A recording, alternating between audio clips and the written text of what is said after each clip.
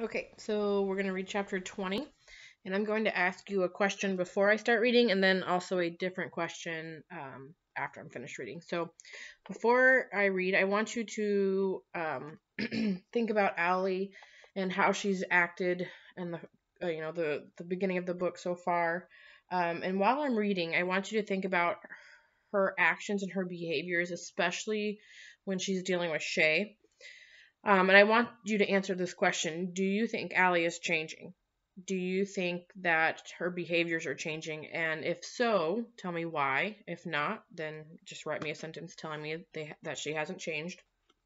So focus on that while I'm reading chapter 20.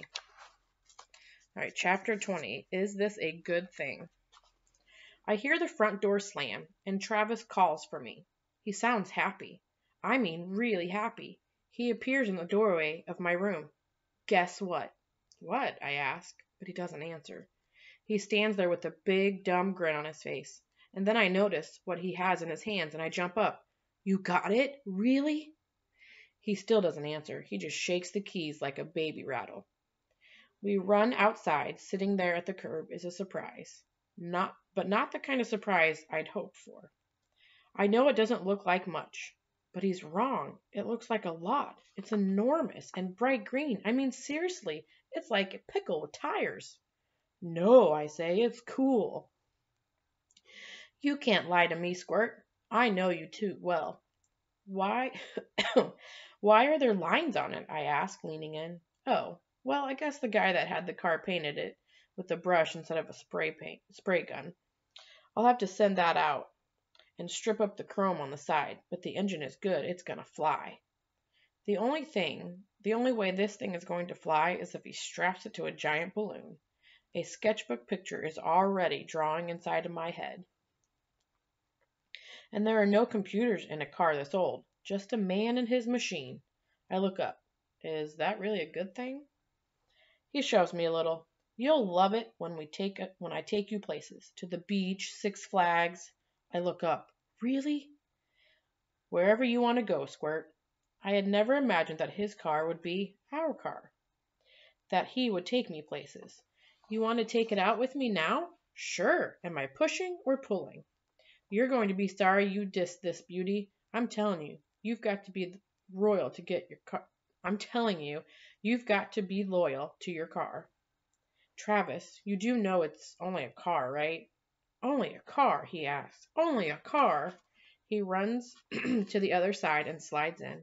He unlocks the door for me, and I get into. It's a big bench seat. The Walking Liberty $50 hangs from his rearview mirror. It makes me feel like Dad and Grandpa are with us.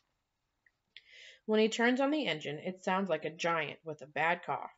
We head up Farmington Avenue past St. Thomas Church. It had been raining all morning, and now it starts again. Big drops of rain fall on the windshield like bombs.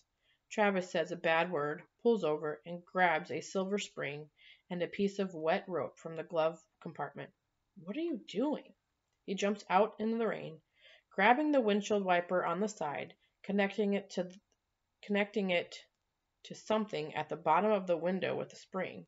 Then he ties that wiper to the second wiper and throws the rope through his window and jumps in, laughing and dripping wet. What the heck are you doing? I ask. 3 hours, he says. What are you talking about? 3 hours after this thing was registered this morning, the wiper motor went out. So I went to the hardware store and rigged this up. Watch. With his left arm, he pulls the rope, and the wipers clear the window of water. He then lets go, the spring yanks them back down, slapping the bottom of the window. Hey, I thought you said you were a genius, I joke. I am, and all geniuses deal with bugs in the system. Is that more like what anteaters do? Hilarious, he laughs. Isn't it a little hard to drive and do that? You're right, Squirt. You can do the wipers, he says, throwing the rope to the back seat. Climb over and sit behind me. Okay, I say, climbing over the seat. I give the rope a pull and then let it go. The wipers slap up and down. It's kind of fun to see the wiper clear the window. It makes it blurry and then clear. I think about what a great drawing this would be later, and I'm happy for the weird pickled colored car. Wow, this is fun and hard, I tell Travis, my arms getting tired. He watches me in the rearview mirror and laughs. I laugh too, and it makes pulling the rope even harder. We pull up to a red light, and Travis tells me to look at the face of the lady riding in the car next to us, and I do. She looks shocked, and I think her expression is the funniest thing I've ever seen. Until I see Shay sitting next to her. As soon as Mr. Daniels steps into the hallway to talk to another teacher, Shay says in her "I'm being loud on purpose so everyone can hear me" voice, "So Jessica, yesterday I saw Allie riding in this disgusting green-colored car that I can't believe was even allowed on the road. Allie had to pull a rope to even get the windshield wipers to work." "You must be joking," says Jessica. "Allie, what junkyard did you find that heap in?" Jessica laughs. I try to ignore them. My mom has always said you just ignore mean people, because they are only trying to get a rise out of you. I mean, what kind of loser would have a car like that? Probably the only thing your mother can afford. Finally, I can't take it. "It's my brother Travis's car, and it is not a loser car." "Oh no, it's a loser car all right. I guess that makes your brother Travis a loser." They laugh. "I didn't think there could be a bigger loser than you, Allie, but I guess I was wrong," Shay says. "Shut up," I say to Shay just as Mr. Daniels walks back in the room. "You're the losers. You, not him." "Allie," Mr. Daniels calls. "Come here, please." "What?" I ask, trying not to sound too disrespectful. "I haven't known you to name call before. They can call me anything they want, and believe me, they do, but they can't say anything about Travis. Never." "Is Travis your older brother?" "He's my big brother." He half smiles. "Is there a difference?" "Yeah, there is. An older brother is older. A bigger brother looks out for you and smiles when you walk into a room." He nods slowly. "I see. I understand you're upset, and I appreciate that you're defending your brother. But walk away next time, okay?" I nod, but I have to admit that I'm getting awfully tired of walking away. All right, so that first question I asked you was to think about how Allie and Shay are interacting, and do you think Allie is making any changes?